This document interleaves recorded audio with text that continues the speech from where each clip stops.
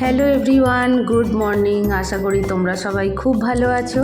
আমিও মোটামুটি আছি। আমার দেশের মধ্যে, দেশের বাইরে যত বন্ধু আছে তাদের সকলকে বলি শুভ সকাল। আর সবাই যেন সুস্থ থাকে, ভালো থাকে। আর আমরা যে কাজ নিয়ে ব্যস্ত আছি সেই কাজে যেন অনেক দূর এগিয়ে যেতে পারি, ভগবানের কাছে সেই প্রার্থনা করেই আজকের ব্লগটা শুরু করলাম। তো সকালবেলায় উঠেই চলে এসেছি, মুখ ধোয়া হয়নি তখনও, চলে এসেছি সজ্জা রান্নাঘরে। কেন কি রান্নাঘরটা আগে পরিষ্কার করে নিলাম, ছেলের ভাত বসাতে হবে আর সকালবেলা উঠে সবাই চা খাবে, চাটাও করতে হবে। সেই জন্য সব চোখ খুলেই চলে এসেছি আগে রান্নাঘরে কাজ করতে। তো সমস্ত বাসি যে জামা কাপড়গুলো ছিল সেইগুলো সব কাচা হবে। এবার ওই কাঁচা জিনিসগুলো নিয়ে যাচ্ছি, এবার এগুলো সব সার্ফ জলে ভিজিয়ে রেখে দেব। তারপর ওখান থেকে এসে জামা কাপড়গুলোকে ভিজিয়ে দিয়ে আমি চলে এলাম, এসে জানলাগুলো সব খুলে দিলাম। তাহলে কি হয় কি, ঘরের একটা বাসি যে একটা গন্ধ থাকে সেটাও বেরিয়ে যায়। এবার চলে এসেছি আমার সামনে যে রাস্তাটা আছে, এই রাস্তাটা একটু ঝাড় দিয়ে নিচ্ছি।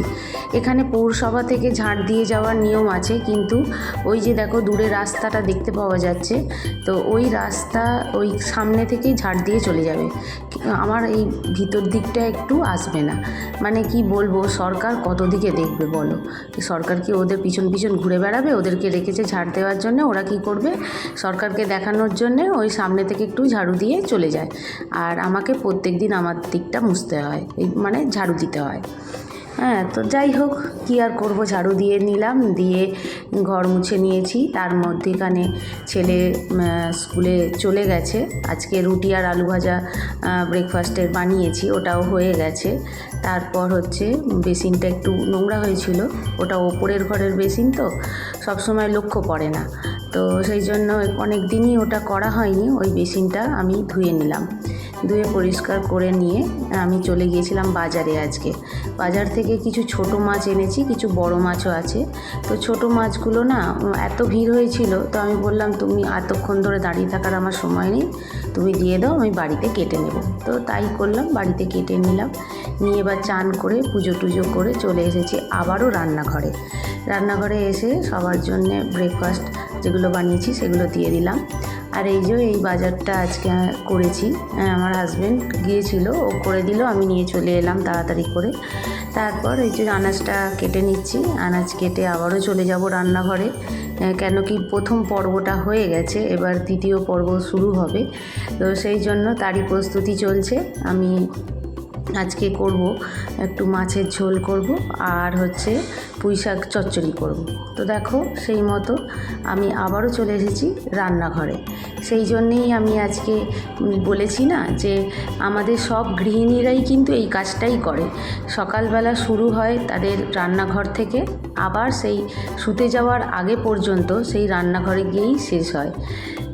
তো যাই হোক, আমি এবার পুঁই শাকটা বসিয়ে দিয়েছি, আর এদিকে মাছটা ভাজা চলছে, মাছটা ভাজছি। হ্যাঁ, আর এদিকে ঝোলটা বসিয়ে দেব, আর ওদিকে পুঁই শাকটা যেরকম হচ্ছে হতে থাকুক। আর আজকে কি করছি যে উচ্ছে আলু ভাতে একটু দেব, আর মাছের না অনেকটা তেল পেয়েছিলাম, বাজার থেকে নিয়ে এসেছি। তো মানে আমরা যে মাছটা নিয়েছিলাম ওই মাছটার তেলটা তো রয়েছে, আবার আরেকটু মাছের তেল দেখলাম বেশ ভালো, তা আমি বললাম ওটাও দিয়ে দিতে, তো দিয়ে দিয়েছিল। তো এদিকে আমি মাছের মাথা দিয়ে পুঁই শাকটা আজকে করছি, আর ওটা প্রায় হয়েই এসছে। এই যে দেখো লেবু কেটে নিয়েছি, আর এই যে উচ্ছে আলু ভাতেটা হবে, আর মাছের ঝোলটা ডাঁটা আলু দিয়ে পটল দিয়ে করেছি, ওটা হয়েই এসছে। এই মাছ ভাজাগুলো দিয়ে দেবো, ব্যাস। আর এই যে যেটা আর কি বলছিলাম যে তেল পোটাটা, ওটা হচ্ছে এরপরে ভাজবো। তো এটা আমার শাকটা হয়ে গেছে, গরম মশলা দিয়ে একটু নেড়ে নিয়ে নামিয়ে নিচ্ছি।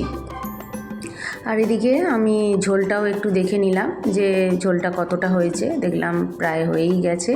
এবার মাছগুলো দিয়ে ঝোলটাকে একটু ফুটিয়ে নেব, সেইটা আর কি দিয়ে দিলাম। মাছগুলো দিয়ে এবার একটু চাপা দিয়ে নেব, দিয়ে ফুটিয়ে নিয়ে ঝোলটা নামিয়ে নেব। তো দেখো তারপর কি করলাম, যে দুধটা ছিল, দুধটা বাইরে ছিল, ওটাকেও রান্নাঘর থেকে নিয়ে আমি দিয়ে দিলাম ফ্রিজে। তো তারপর ছেলে আনতে চলে এসেছিলাম, ছেলে এনে টেনে তোমাদেরকে আবার বাড়িতে গিয়ে আবারও চলে গেছি রান্নাঘরে, কেন কি ভাত খেতে দিতে হবে। তো আজকে কি কি রান্না করেছি সেটাও দেখিয়ে দিয়েছি তোমাদেরকে। এবার সকলকে দেব দুপুরের খাবার। তো সেই মতন আগে আমার শ্বশুরমশাইকে দেবো, দুপুরবেলা আমার শ্বশুরমশাইকে আগে দিই, তারপর হচ্ছে সবাই খায়। তো দুপুরবেলা তো অতটা ঠিক তাড়া থাকে না। তো যাই হোক, আমি আবারও চলে এসেছি রান্নাঘরে সবাইয়ের জন্য ভাত বেড়ে নিচ্ছি।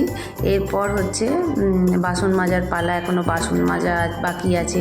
আর আজকে কি হয়েছে, এত দেরি হয়ে গেছিলো কি গ্যাসটা আমার মোছা হয়নি। তো এবার গ্যাসটাও মুছবো। তো যে কটা বাসন ছিল সেই কটা বাসন আমি বলি না তাড়াতাড়ি করে মেজে নিই, তারপর হচ্ছে গ্যাসটা মুছবো। তো এই হচ্ছে কথা যে সকালে শুরুও হয় আমাদের রান্নাঘর থেকে, আবার দিনের শেষটাও আমাদের রান্নাঘর থেকেই শেষ হয়। সেই কথাই আমি আজকে আলোচনা করলাম। তো এই জন্য এবারে হচ্ছে গ্যাসটা একটু পরিষ্কার করে নিচ্ছি। এবার আজকে কি হয়েছে, বিকেলের রান্নাটা এখনও হয়নি আমার, মানে বিকেলের তরকারিটা করে রাখি। তো কী করব ভেবে পাচ্ছিলাম না বিকেলবেলার তরকারিটা, সেই জন্য পরে ভাবলাম যে চাউ করব। তো এই যে বিকেলবেলা আবার দেখাচ্ছি তোমাদেরকে, এটা ভিডিওতে, এটা বিকেলবেলার ছবি। বাসন মেজে সব রেখেছিলাম, আমরা সব খেয়ে দিয়ে সব বাসন রেখে গিয়েছিলাম, সেগুলো আবার বিকেলবেলা আবারও চলে এসেছি রান্নাঘরে। এসে বাসনগুলোকে সব তুলে নিলাম, আর তুলে দিয়ে এবার বিকেলবেলার রান্না করতে চলে এসেছি। এদিকে বিকেলবেলা চা বসিয়ে দিয়েছি, সবাই চা খাবে, আর মুড়ি আর একটু আলু ভাজা দিয়ে বিকেলবেলা ওরা খেয়ে নেবে। আর রাতের জন্যে করব একটু এগ চাউ করব। তো তারই সবজিগুলোকে আমি ভেজে নিচ্ছি, আর তারপর চাউ হবে রাতে ওটা। তো যাই হোক, আজকের ভিডিওটা ছিল আমার এই পর্যন্ত। যদি আমার এই ভিডিও তোমাদের ভালো লেগে থাকে, প্লিজ আমার চ্যানেলটা তোমরা সাবস্ক্রাইব করো, আর অনেক অনেক লাইক শেয়ার দিও। আজকে আসবো আর একটা নতুন ভিডিওর সঙ্গে। ততক্ষণের জন্যে টাটা।